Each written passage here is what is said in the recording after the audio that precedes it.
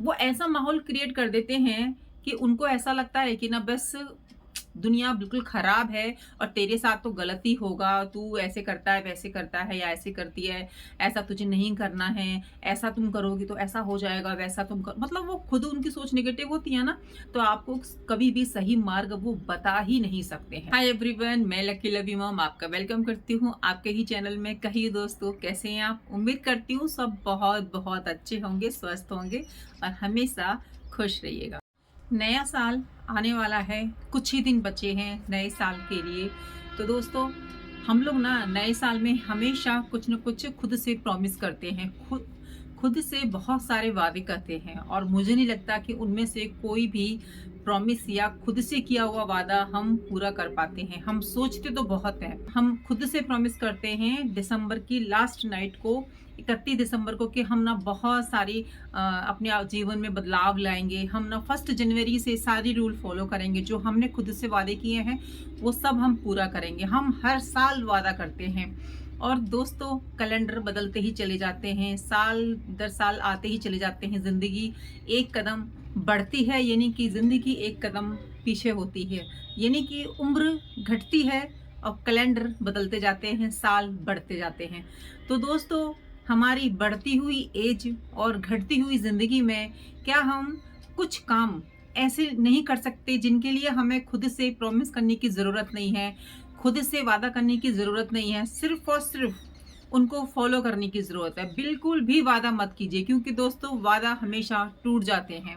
हाँ जी दोस्तों, मैं हर साल वादा करती हूँ कि मैं ये करूँगी, वो करूँगी, लेकिन पता है कुछ नहीं हो पाता जब तक हमारी अंदर की आत्मा नहीं जगती, जब तक हम ठोकर नहीं खाते हैं, जब तक हम पछताते नहीं है, तब तक हम कुछ नहीं कर सकते। तो इसीलिए दोस्तों, वादा मत कीजिए, सिर्फ और सिर्फ नियम बना लीजिए कि हाँ, मुझे ये चीजें इस साल खुद के साथ करनी है, दूसरों के साथ नहीं, खुद के साथ करनी है। खुद की जिंदगी में बदलाव लाना है, क्योंकि दोस्तों हम खुद को बदल सकते हैं, कोई भी हमको नहीं बदल सकता। ये सच्ची बात है। आप सोच लो कि हमारी ज़िंदगी में कुछ चमत्कार हो जाएँगे, कहीं लॉटरी लग जाएगी, कहीं किसी का ऐसा आशीर्वाद मिल जाएगा कि हमारी ज़िंदगी एकदम ऊपर उठ जाएगी। यानी कि हम जहाँ हैं वहाँ से सपनों की दुनिया में पहुँच जाएँगे। तो ऐसा ना हम बहुत गलत सोचते हैं। और ये बात आप जितनी जल्दी समझ लें कि आप अपनी ज़िंदगी खुद ही बदल सकते हो, खुद ही अपनी ज़िंदगी सुनहरे अक्षरों से लिख सकते हो, खुशियाँ लिख सकते हो, वो आपके हाथ में है, बाकी किसी के हाथ में नहीं है। तो क्यों ना हम 2025 में कुछ अपने लिए नियम बना लें, कुछ ऐसी बातें अपने दिल और दिमाग में बिठा लें कि हमको ये करनी है तो करनी है। यानी कि हम नहीं करेंगे तो हमारी ज़िंदगी बेहतर नहीं होगी, क्योंकि दूसरा कभी किसी की मदद के लिए नहीं आता है। जब तक आप खुद की मदद नहीं करते ना, तब तक भगवान भी आपकी मदद नहीं करते हैं। तो ये मान लीजिए कि बदलाव हमें खुद अपनी लाइफ में लाना है, हमें अपनी लाइफ बेहतर करनी है। तो रखिए कुछ बातों का ध्यान। सबसे नंबर 1 पे है खुद की सेहत। हाँ जी दोस्तों, अगर आपकी सेहत अच्छी रहेगी, अगर आप स्वस्थ रहेंगे, तो आप लाइफ में बहुत सारे काम करने के लिए सक्षम रहेंगे। हम ना बहुत हल्के में ले लेते हैं अपनी हेल्थ को और इसके साथ खिलवाड़ करना शुरू कर देते हैं, यानी कि हमारा कोई भी रूटीन नहीं होता, कोई भी टाइम टेबल नहीं होता। दोस्तों, जब तक हमारी दिनचर्या सही नहीं होगी, हमारा खाने पीने उठने का कोई टाइम टेबल नहीं होगा, जब मन किया सो गए, जब मन किया खाए, मतलब कुछ भी टाइम टेबल नहीं है, तो आप अब क्या उम्मीद कर सकते हैं अपनी लाइफ के साथ और सेहत के साथ कि आपकी लाइफ बहुत अच्छी होगी, आपकी सेहत बहुत अच्छी होगी? बहुत गलत सोच है आपकी। जब तक आपको ठोकर नहीं लगेगी, जब तक आपकी प्रॉब्लम नहीं आएंगी आपके स्वास्थ्य को लेकर, जब तक बहुत देर हो जाएगी। दोस्तों, क्यों प्रॉब्लम लानी है हमको हमारी लाइफ में हमारी सेहत के साथ? क्यों ना हम पहले ही अलर्ट हो जाएं, क्यों ना हम पहले से ही सावधान हो जाएं। तो करना कुछ नहीं है, अपनी दिनचर्या बना लीजिए बस, है ना, कि इतने घंटे सोना है। और हाँ, भगवान का स्मरण करना बिल्कुल भी नहीं भूलिए। दोस्तों, हमारी जिंदगी में जो भी काम होते हैं ना, प्रभु की इच्छा से होते हैं और हम काम तो बहुत करते हैं, लेकिन भगवान का हाथ छोड़ देते हैं। अगर हम अपने कार्यों के साथ भक्ति भी करने लगे, और ये कभी ना सोचें कि भक्ति तो बुढ़ापे में ही होगी, भक्ति तो जब होगी जब हमारे नाती पोते हो जाएंगे। दोस्तों, एक बात बताइए, जब हमारी उम्र बढ़ती है यानी कि घटती है, तब क्या हमारे शरीर में इतनी शक्ति होती है? तब क्या हम इतने सक्षम होते हैं कि हम पूरा ध्यान पूजा पाठ में लगा पाएं?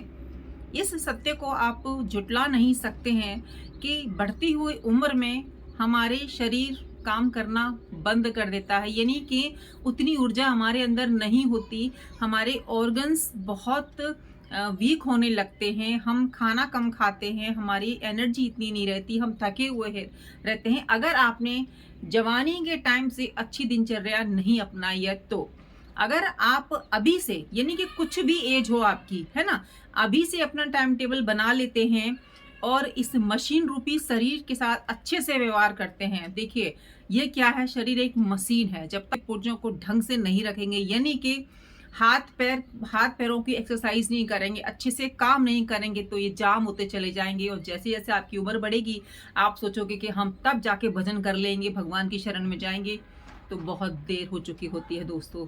तो अपनी गृहस्थ जीवन में काम भी करते जाइए और भगवान का स्मरण भी करते जाइए। भगवान ये कभी नहीं कहते हैं कि आप 24 घंटे मुझे दे दो। भगवान सिर्फ ये कहते हैं कि अपनी गृहस्थ जीवन के कार्य अच्छी तरीके से करो, ईमानदारी से करो, किसी के साथ गलत मत करो, ईमानदार रहो और हर कार्य में प्रभु का नाम लेते रहो, यानी कि मुझे मत भूलो, आप भगवान को मत भूलो, क्योंकि भगवान से ही हमारे सारे कार्य संपन्न होते हैं। हमारे कार्य अच्छे होते हैं क्योंकि हमारे साथ भगवान का आशीर्वाद होता है। और गृहस्थ जीवन दोस्तों सबसे बड़ा तप होता है, अगर आप इसको ईमानदारी से, सच्चाई से निभाते हैं, सारी जो आपकी जिम्मेदारियां हैं उसको बहुत ही अच्छे से और प्रेम पूर्वक बड़ों का आदर के साथ सब कुछ संपन्न करते हैं, तो यकीन मानिए आपकी जिंदगी किसी स्वर्ग से कम नहीं होती है ना। तो कहने का मतलब यह है कि जो भी आपकी एज हो, काम सारे कीजिए, भगवान को स्मरण करते जाइए, धन्यवाद करते जाइए, और ज्यादा नहीं तो जैसे हमारे प्रेमानंद श्री महाराज जी कहते हैं कि दिन के 24 मिनट भगवान को दे दीजिए बस, है ना। तो चलिए आते हैं दूसरे पॉइंट पर।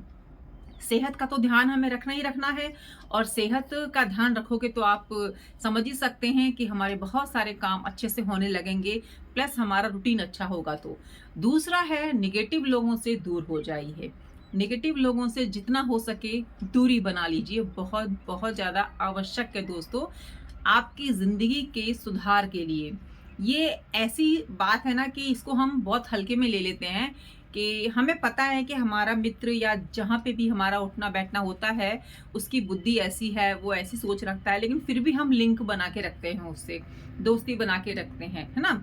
तो बातचीत कीजिए, है ना, बातचीत कीजिए उनसे, लेकिन उनसे कुछ भी अपने घर की बातें होती हैं जो बहुत ही सीक्रेट होती है वो शेयर मत कीजिए, और कुछ भी राय मत लीजिए, क्योंकि आपको पता है कि उनकी सोच ऐसी है, वो हर चीज में आपको उल्टा ही गाइड करेंगे, क्योंकि खुद वो अपनी लाइफ से बिल्कुल खुश नहीं होते। और जो इंसान अपनी लाइफ से खुश नहीं होता, निगेटिव होता है, खुद निगेटिव होता है, निगेटिव माहौल बना लेता है, वो दूसरे को कभी भी सही से गाइड नहीं कर सकता।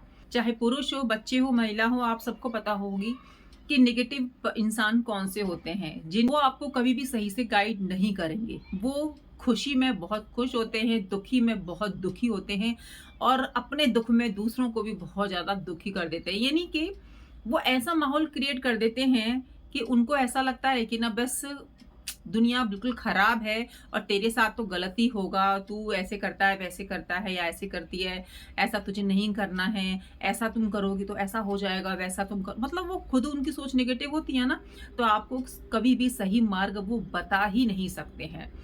तो निगेटिव लोगों से दूर हो जाइए, वो आपको बिल्कुल तोड़ के रख देंगे, डिमोटिवेट कर देंगे, और आप हो सकता है लोगों से बात करना बंद कर दें।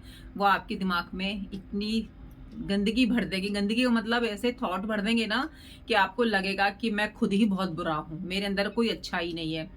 आपको कभी भी आपको कभी भी आपकी अच्छाई नहीं बताएगा। आपका नेगेटिव दोस्त हमेशा बुराई बुराई ही बताएगा, आपको कभी मोटिवेट नहीं करेगा, अरे तुम ये मत करो ऐसा हो जाएगा, तुम उससे बात मत करो ऐसा हो जाएगा, यानी कि आपको नेगेटिव कर देगा, बुरा माहौल बना देगा, परेशान हो जाओगे, घर में आके लड़ाई करोगे अपनों से। तो ऐसे लोगों से दूर हो जाइए। तीसरा है दोस्तों, अपनी लाइफ में बहुत सोच समझ के दोस्त बनाइए, है ना।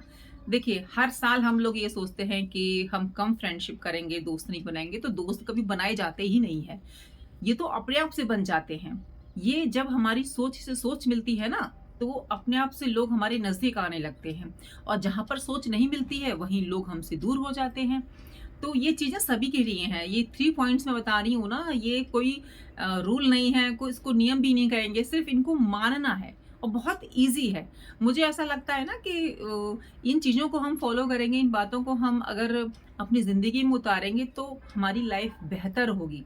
और यही वो चीज़ें हैं जो हमारा दिमाग भी ख़राब करती हैं और हमारी हेल्थ भी ख़राब होती है, हम अपने परिवार में लड़ाई भी करते हैं। दोस्त सोच समझ के बनाइए, दोस्त ऐसे हों जो आपकी बात को सीक्रेट रख सकें, दोस्त ऐसे हों जो आपको अच्छे से गाइड कर सकें, जिनकी पॉजिटिव सोच हो, यानी कि आप उनके पास जाकर कुछ बोलें ना अपने घर की बात, तो वो आपसे कहें कि देखो तुमने मुझे तो बता दिया है, कहीं और मत बताना, है ना?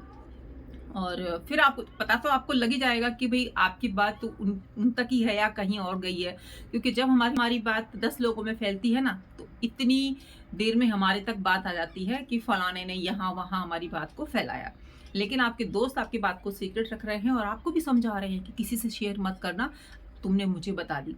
आप उनसे पूछते हैं कि मैं कोई ये वाली एग्ज़ाम की तैयारी कर रहा हूँ, करूँ या नहीं करूँ, अच्छा रहेगा या बुरा, कैसा रहेगा मेरे लिए? तो अगर अच्छा दोस्त होगा ना वो कहेगा कि तू एग्ज़ाम की तैयारी कर, है ना? खूब जी तोड़ मेहनत कर और सबसे कट ऑफ हो जा। बिल्कुल मेरे से भी बात कम से कम कर, सब लोगों से दूर हो जा, है ना? तो अपने बस पढ़ाई पर ध्यान दे और जो भी हेल्प की ज़रूरत हो वो तू मुझसे लेना। तो ये होता है पॉजिटिव थॉट वाला इंसान, पॉजिटिव सोच वाला व्यक्ति, जो कि एक अच्छा दोस्त कह लीजिए, जो कि आपको हर समय बिल्कुल ऐसे गाइड करेगा जैसे कि कृष्ण भगवान ने अर्जुन को गाइड किया। तो मेरा तो यही कहना है दोस्तों कि 10 फ्रेंड्स बनाने से अच्छा है कि ज़िंदगी में एक फ्रेंड हो, लेकिन सच्चा हो, अच्छा हो और आपकी बातों को गुप्त रख सके, आपको पाथ दिखा सके, रास्ता दिखा सके। वो 3 बातें हैं दोस्तों, अगर हम इनको अपनी ज़िंदगी में अमल करते हैं, इनको अपनी ज़िंदगी में उतारते हैं, तो मुझे ऐसा लगता है कि हमारा 2025 ही नहीं, आने वाली ज़िंदगी भी बहुत-बहुत बेहतर होगी। ज़्यादा अपने आप से प्रॉमिस मत कीजिए, अपने आप से ये मत कहिए कि मैं 4 बजे उठ जाऊँगा या मैं दिन-रात पढ़ाई करूँगा या मैं उससे बात नहीं करूँगा, मैं इससे बात नहीं करूँगा, मैं ये नहीं खाऊँगा, वो नहीं खाऊँगा। अच्छा खाना खाइए, अच्छी नींद लीजिए, फ़ोन के टाइम पे फ़ोन चलाइए, है ना? अपना रूटीन बना लीजिए, हर चीज़ को टाइम दीजिए। सिर्फ़ इतना मैं खुद से भी ये चीज़ें फ़ॉलो करती हूँ क्योंकि दोस्तों मैं ना बहुत सारे प्रॉमिस करती थी। जब देखिए वो क्या होता है ना, सोच भी उम्र के साथ-साथ आती है, हमें ज्ञान भी उम्र के साथ-साथ आता है। अभी जो छोटे बच्चे हैं शायद उनको मेरी बात नहीं समझ में आ रही होगी, वो समय के साथ ही आएगी, इसमें हम कुछ किसी के लिए कुछ नहीं कह सकते क्योंकि किसी की बुद्धि जल्दी आती है, किसी की बुद्धि देर में आती है। और छोटे बच्चों में भी बहुत सारे बच्चे ऐसे होते हैं जो मेरी बातों को बहुत अच्छे से समझ रहे होंगे, महिलाएँ समझ रही होंगी और जो बड़ी एज के पुरुष और महिलाएँ वो तो अच्छे से मेरी बातों को समझ रहे होंगे, है ना? क्योंकि हमने आधे से ज़्यादा जीवन बस अपने आप से वादे करने में ही निकाल दिया है, हुआ कुछ नहीं है। और जिन्होंने वादों पर जो अड़े रहे हैं, जो खुद से नियम बनाए मतलब खुद से नियम बनाए हैं, रास्ता बनाया है खुद से। क्योंकि दोस्तों ज़िंदगी आपकी है, रास्ते भी आपने बनाने हैं और चलना भी आपने है।